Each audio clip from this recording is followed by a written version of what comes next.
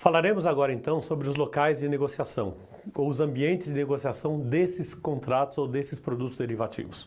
Tá? Então existem dois locais de negociação, tá? Dois locais genéricos. Os derivativos podem ser negociados em bolsa, e aí seguem as regras definidas pela bolsa onde esse derivativo é negociado, né? Ou ele é negociado num ambiente classificado e definido como balcão, ou contratos de balcão. Tá? Essa divisão, ela acontece não é só no Brasil, é uma divisão global. Tá? Todos os mercados financeiros onde você tem negociação dos contratos derivativos, existe essa divisão de local de negociação, que pode ser ou em bolsa ou no balcão. A origem do nome balcão é curiosa, é só para a gente pontuar. A negociação de balcão, ela tem esse nome porque, originalmente, toda negociação direta que você tinha de qualquer produto ou contrato financeiro era feita diretamente entre as partes, aonde geralmente existia um balcão de negociação, tá? Onde um determinado cliente vinha de um lado do balcão e tentava comprar ou vender algum ativo financeiro para a pessoa que ficava do outro lado do balcão, representando ou uma corretora, ou um banco, ou uma distribuidora. Tá?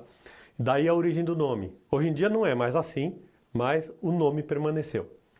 Né? Hoje em dia, só para a gente mencionar a classificação de contrato de balcão ou um produto negociado no balcão, é uma negociação direta entre as partes. Tá? Toda vez que você tem uma negociação direta entre as partes, fora de um ambiente organizado de bolsa, você fala que você teve uma negociação no balcão, ou uma negociação de balcão, certo? E aí vamos falar um pouco agora das características desses dois locais de negociação. Vamos falar primeiro do contrato de balcão, tá? Lembrando que a negociação de balcão, ou mercado de balcão, ele é representado por uma negociação direta entre as partes. Um banco com uma empresa com outra empresa, um banco com outro banco, certo? Um banco com um cliente, né? E essa negociação direta entre as partes tem características próprias. Tá? Então vamos falar. Antes da gente falar um pouco das características, só reforçar que existe uma complementaridade. Tá? Eles são complementares, o mercado de bolsa e de balcão. Tá? Eles são complementares. Um não compete diretamente com o outro. Eles se complementam de muitas formas. Falando então agora detalhadamente da negociação de balcão, né, o que a gente pode falar? Né? Quais são alguns tópicos e pontos importantes para serem salientados? Primeiro, as transações de balcão, apesar de serem uma negociação direta entre as partes, elas têm que ser registradas e documentadas em algum lugar. Tá? No caso brasileiro, esse registro dessas operações, ela se dá hoje na B3. Antigamente era na CETIP. Como aconteceu a fusão da BMF Bovespa com o CETIP, resultando na empresa B3, o registro dessas operações de derivativos negociadas no balcão ou negociadas diretamente entre as partes, acaba sendo registrada na B3. Tá? Sendo uma negociação direta entre as partes, você tem uma flexibilidade maior.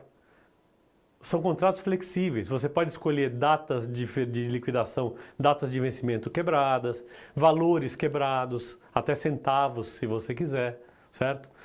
Ou seja, existe uma flexibilidade na negociação, ou seja, a característica do contrato, ele se amolda à expectativa e necessidade daqueles agentes que estão negociando.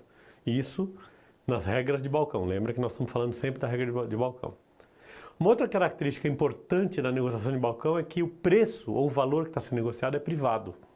Quem tem essa informação são os participantes da negociação. Não existe uma informação pública. Por exemplo, se o IPOG negocia uma operação com um determinado banco, o Banco do Brasil, por exemplo, o preço dessa operação, o preço dessa transação, taxa de juro, remuneração, vencimento, valores, etc., todas essas características não são informações públicas, elas são informações privadas. Tá? Quem tem acesso a essa informação é, nesse exemplo que eu acabei de mencionar, o IPOG e o Banco do Brasil. Um outro aspecto importante para a gente falar dos contratos de balcão é que, ser uma negociação direta, não existem agentes garantidores. Ninguém garante a operação. Um está assumindo o risco do outro. Então, por exemplo, se o IPOG faz uma operação com o Banco do Brasil, existe uma aprovação de risco mútua. O IPOG aprova fazer essa operação com o Banco do Brasil, da mesma forma que o Banco do Brasil aprova realizar essa operação com o IPOG. Tá? Então, não existe um agente garantidor, vamos dizer assim, nas operações de balcão. Tá? Certo? No ambiente bolsa, a gente vai ver, existe a figura de um agente garantidor. Exatamente por essa condição, a gente pode dizer que o risco nas operações de balcão é um risco maior, tá? Os riscos são maiores nas operações de balcão do que na operação de bolsa, exatamente pela ausência desse agente garantidor de liquidação ou de operações financeiras. Certo? Em bolsa, a gente pode falar de algumas características que, em alguns aspectos, são opostas às negociações de balcão. Tá? Primeiro, no que diz respeito ao registro. Toda operação que você faz e realiza em bolsa de valores, ela automaticamente já estará registrada. Segunda característica importante e que é o diferente da negociação no balcão. A pregoação, os preços são públicos. Tá? Todo agente que faz parte do mercado sabe a que preço está sendo negociado determinado ativo. Por exemplo, se você vai comprar uma ação na bolsa, você sabe qual foi o preço da última negociação. Isso é uma informação pública, ela é aberta para todos os participantes. Tá? Uma terceira característica é que você, ao negociar um derivativo ou um contrato em bolsa, você automaticamente está aderindo à regra da bolsa. Tá? A bolsa ela já estruturou um contrato, registrou esse contrato, tá? Junto à CVM ou junto ao Banco Central, dependendo do tipo de negociação, do tipo de produto, tá certo? E se você vai negociar em bolsa, você automaticamente está aderindo e aceitando as regras desse contrato que a bolsa estruturou e que a bolsa registrou. Tá? Não tem flexibilidade. Tá? Não tem flexibilidade. Tá? Por exemplo, contratos de dólar vencem no primeiro dia útil do mês. Ah, mas eu queria um que vencesse no dia 15. Em bolsa não é possível. Tá? Se você quiser um contrato que vence dia 15, você tem que fazer essa negociação no balcão. Formas de liquidação. Está definido e você tem que respeitar o que as regras da bolsa que ela instituiu. Certo? Prazos, data de vencimento, valores padronizados. Tudo isso faz parte de uma padronização do contrato.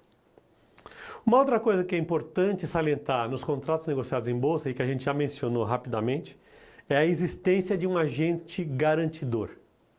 Tá? Existe um agente garantidor.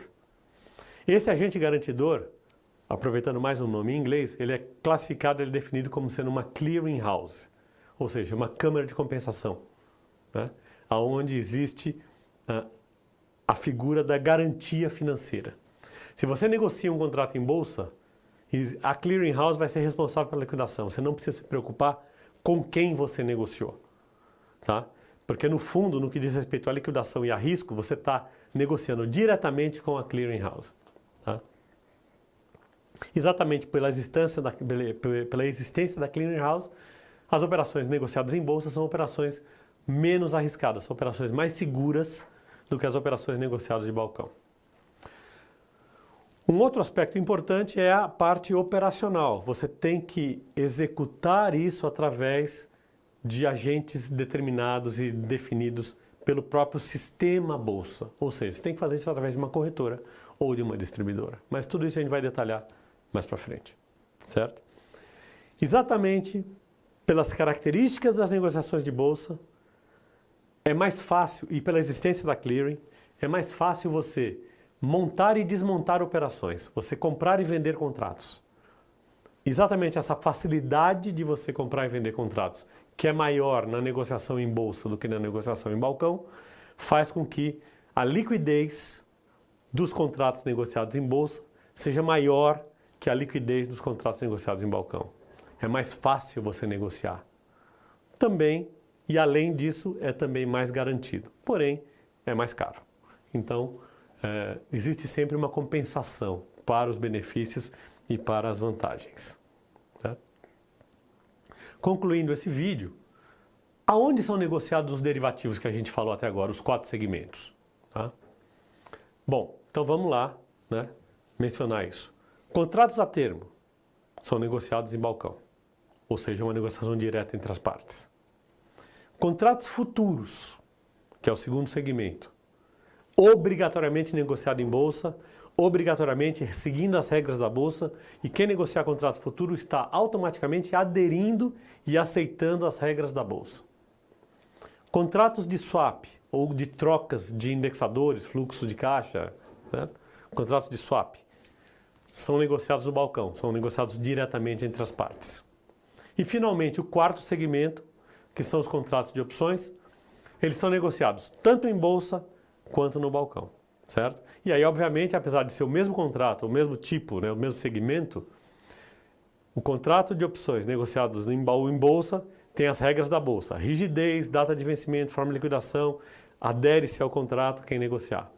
Os contratos de opções negociados no balcão têm as características de balcão, flexibilidade, negociação direta entre as partes, preço não é público e tudo que a gente já mencionou anteriormente. Até já!